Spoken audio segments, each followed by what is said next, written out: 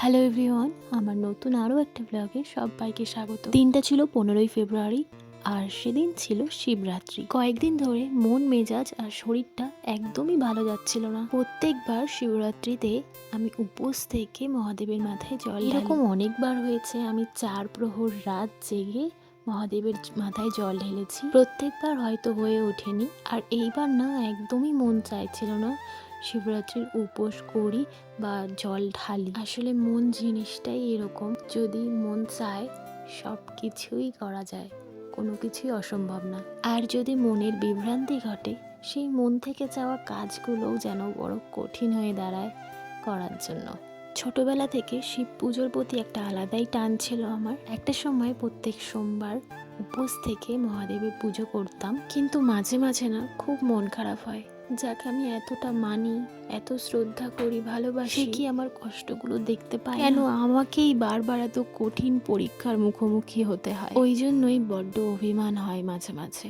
কিন্তু যার প্রতি ভালোবাসা আর টান থাকে, তার থেকে মুখ ফিরে রাখা যায় না। যে সব কিছুর পরেও ভগবানের প্রতি বিশ্বাস আর আস্থা আমার দুটোই আছে। এটুকু মানি, ভগবানের দুয়ারে বিচার অবশ্যই হয়, হয়তো একটু দেরিতে হবে, কিন্তু অবশ্যই হবে। ইচ্ছে তো করছিল না। কালকের থেকে মা অনেকবারই আমাকে বলেছিল যে ঘরে অন্তত কর। তো তারপর শেষমেশ ভাবলাম যে বছরে তো একবারই আসে শিবরাত্রি, তো সেটা করব না। সেটা কি করে হয়? ওই যে বললাম, টান এখনো আছে। তাই ভাবনা চিন্তা সব দূরে রেখে মহাদেবের জন্য উপোস করলাম, আর রাত্রিবেলা জল ঢালার জন্য প্রস্তুতি নিলাম। এইবার বাইরে কোনো বড় মন্দিরে যাইনি, এইবার ঘরের মন্দিরেই প্রতিষ্ঠিত মহাদেব আছে, আমি আর মা সেই মহাদেবের পুজো করেছিলাম। তো এদিকে পুজোর এখানে আমি আর মা মিলে সব কিছু গুছিয়ে নিচ্ছিলাম মহাদেবের মাথায় জল ঢালবো বলে। আর এদিকে সব কিছু গুছিয়ে নেওয়ার পরে একটা বড় বাটিতে মহাদেবকে বসিয়ে নিয়েছি, যাতে জল ঢালতে সুবিধা হয়। আর ওদিকে মা ফল টল কেটে ঠাকুরের বাটাও রেডি করে নিয়েছে। তার সঙ্গে সঙ্গে প্রদীপ, ধূপকাঠি, ধুনুচি সব কিছুই মোটামুটি জ্বালিয়ে নিয়েছিলাম। পুজোর একটা বিশেষ মাহাত্ম্য এই ধূপ আর ধূপকাঠির মধ্যেই পাওয়া যায়। তুমি যতই সুন্দর করে সাজাও না কেন, প্রদীপের আলো আর ধূপকাঠির ধূপ ধুনো এগুলো না জ্বালালে যেন পুজো পুজো মনেই হয় না। ভগবানকে তো আমরা কেউই দেখতে পাই না, কিন্তু এগুলোর মধ্যে না একটা আলাদাই অনুভূতি আছে, যেগুলোর দ্বারা মনে হয় যে হ্যাঁ, ভগবান আছে আমাদের সাথেই, আমাদের পাশেই। আমি আর মা মিলে রাত্রিবেলায় প্রথম প্রহরটায় মহাদেবের মাথায় জল ঢেলেছিলাম। তো সব কিছুর পরে এখানে মহাদেবকে ঘিত, মধু যা যা দেওয়া হয় সব কিছুই এক এক করে দেওয়া হয়েছে। তারপর আমি আর মা একসাথে মিলে মহাদেবের মাথায় কাঁচা দুধ অর্পণ করলাম।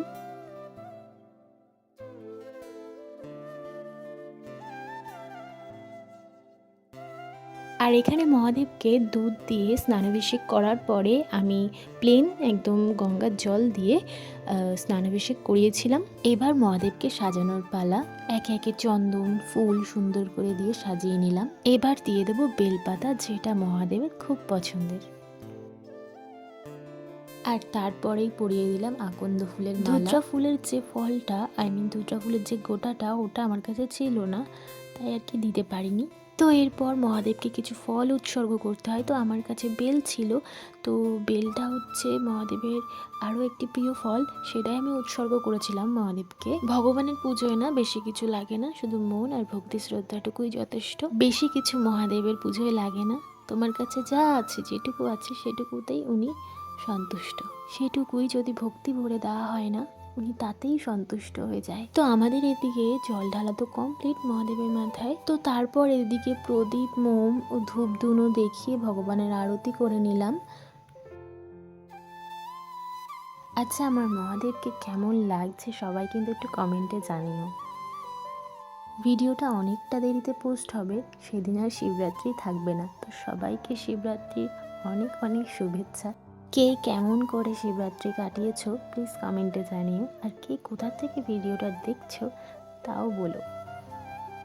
আর এদিকে না মা বাকি পুজোটা সেরে নিচ্ছিল। পুজোর শেষে মা শিবরাত্রির ব্রত কথা পড়েছিল আর আমি শুনছিলাম। আর এবার চলো প্রসাদগুলোকে ভাগ করা যাক। তো এক এক করে আমি প্রসাদগুলো ভাগ করে নিচ্ছিলাম আর সবাইকে দেবো বলে আলাদা প্লেটেও সাজিয়ে নিচ্ছিলাম। আজ সারাদিন উপোস থাকার পর মহাদেবের মাথায় জল ঢেলে আর এই পুজোর প্রসাদ খেয়ে উপোস ভাঙলাম শিবরাত্রির। এটা ছিল শিবরাত্রির পরের দিন, মা সকাল সকাল উঠে পুজো দিয়েছিল। তো শিবরাত্রির ব্লগটা তো ছিল এই পর্যন্তই। আবার দেখা হবে নেক্সট ব্লগে। Tata bye.